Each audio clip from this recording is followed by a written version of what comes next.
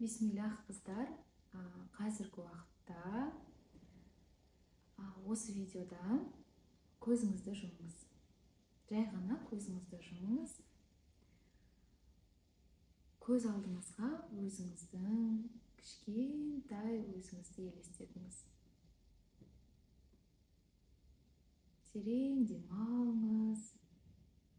Ешқайда асықпаңыз. Көз алдыңызда өзіңіздің кішкентай өзіңіз. Ол не істеп жүр? Сізге қарап тұр ма? Жылап тұр ма екен? Көңілі қандай? Көзі қандай? Жоқ әлде қуанып, секіріп, ойнап, жүгіріп жүр ме? Өзіңіздің көзіңізді жұмып, көз алдыңызға кішкентай өзіңізді елестетесіз. Оның жасы нешеде? Жаным менің, кішкентайым менің. Қалың қалай? Көңіл күйің қалай? Жаным менің, не қалайсың? Бүгін мен ересек адаммын. Сенің барлық қалауыңды саған сыйлай аламын. Саған не алып берейін? Қайда барғың келеді? Не істегің келеді?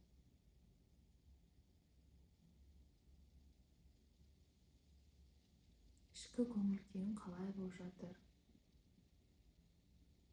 Кімге ренішің бар?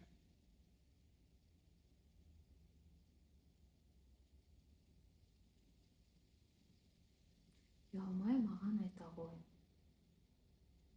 Алла қаласа, Алланың қалауымен, Алланың қолдауымен сен қалаған нәрсені барлығын орындап беремін. Сен барғың келетін жерге сені апарамын.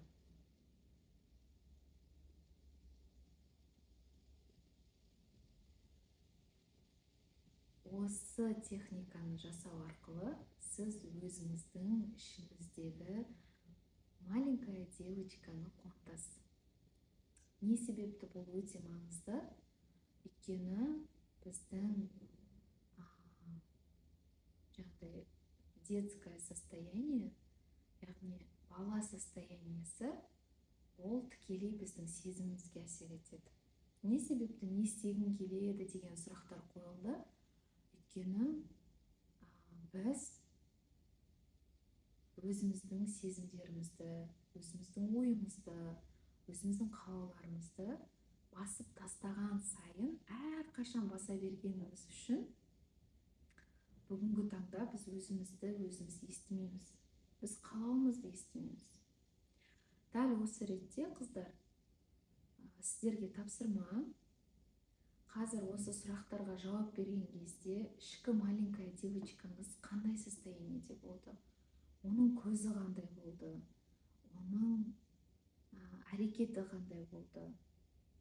Мысалы, мен ең алғаш осы тапсырманы орындаған кезде менің маленькая девочкам өте мұңды көзбен қарады маған. Қатты сондай жылағысы келіп тұрды. Сол кезде мен сұрақ қойдым: жаным менің, неге сен жылағың келіп тұр? Не үшін көңіл күйің жоқ деп сұрақ қойған кезде шаш екіге буылған кішкентай нұрзат көз алдыма келді. Есік алдында ойнап жүрген кез көз алдыма келді. Неге сенің көзің мұнда деген кезде, мен ата-анам ажырасып жатыр, мен олардың ажырасқанын қаламаймын, менің көңіл күйім сол үшін жоқ деді. Содан кейін мен оған айттым: жаным менің, ол енді Алланың қалауы, солай болу керек болып тұр. Бірақ сенде мен бармын. Мен саған Алланың қалауымен барлық қалауларыңды жасап беремін. Сен не қалайсың? Сол кезде менің ішкі қалауым розовый заттар болыпты да. Маған розовый сумка керек, маған розовый чехол керек, маған розовый киім керек деген менде ішкі қалауым солай болды. Одан кейін психологпен проработканың нәтижесінде мен ол кісінің тапсырмасымен, қазір сіздерге де осы тапсырманы беремін, қыздар. Өзіңіз қалап жүрген ресторанға немесе кофейняға барып, өзіңіз қалаған тамақты жеу. Именно тойып жеу. Бұл жерде тойып жеу өте маңызды. Өйткені біз дефициттік кезде дүниеге келдік, көпшілігіміз. Көпшілігіміз дефициттік кезде дүниеге келдік. Және де бізде миымызда дефицитарное мышление қалыптасқан. Жалпы дефицитарное мышление деген не? Мысалы, мынау сіз,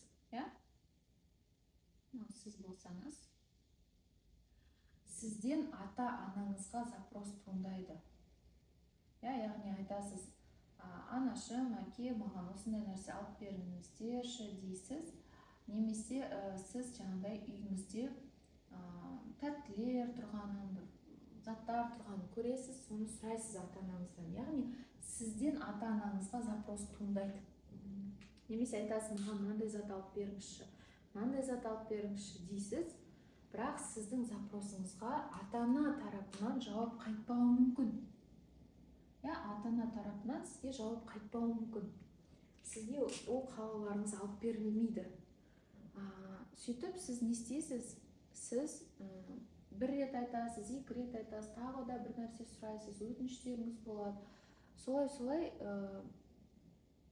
келесі жолы сіздің мына запросыңызға жауап берілмегеннен кейін сіз келесі жолы мүлдем сұрамайтын боласыз. Өйткені сіз іштей білесіз, сіздің запросыңызға жауап болмайды. Жауап болса да, сіз қалағандай болмайтынын сіз білгеннен кейін сізде дефициттік ойлау жүйесі қалыптасады. Осы нәрсені жазып алыңыздар. Дефициттік ойлау жүйесі. Көбінесе біз дәл осы дефициттік ойлау жүйесінде өмір сүрген себепті біз Алланы да шектейміз. Біз Алланың мейірімін шектейміз.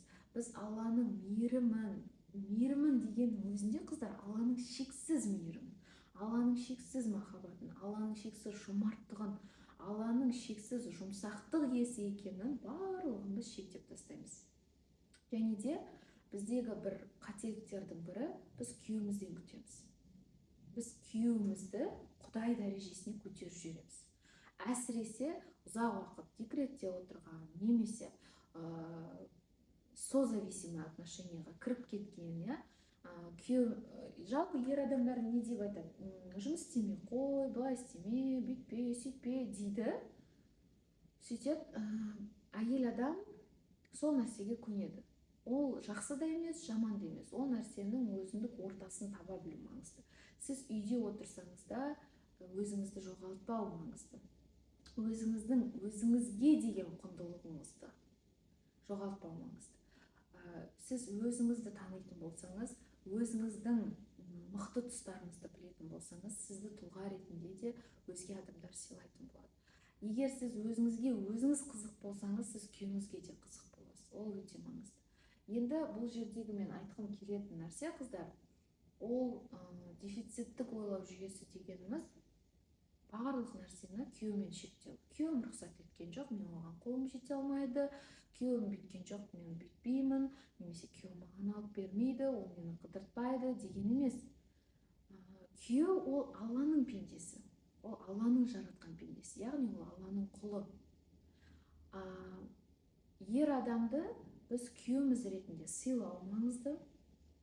Өйткені ер адамда жалпы өзіндік потребностьтар болады, сол потребностьтарын беру маңызды, бірақ өзіміздің арманымызды тек күйеумен шектемеу. Яғни ол адамға сыйластықпен, махаббатпен, ықыласпен, жылулықпен қарау, бірақ арман мақсатқа келген сәтте осы дефициттік ойлауды қалыптастырмас үшін біз Алланың шексіздігін көбірек ойлап, тафаккур етуіміз керек. Келесі сабақта қазір тағы да керемет тақырыптармен жалғастырамын.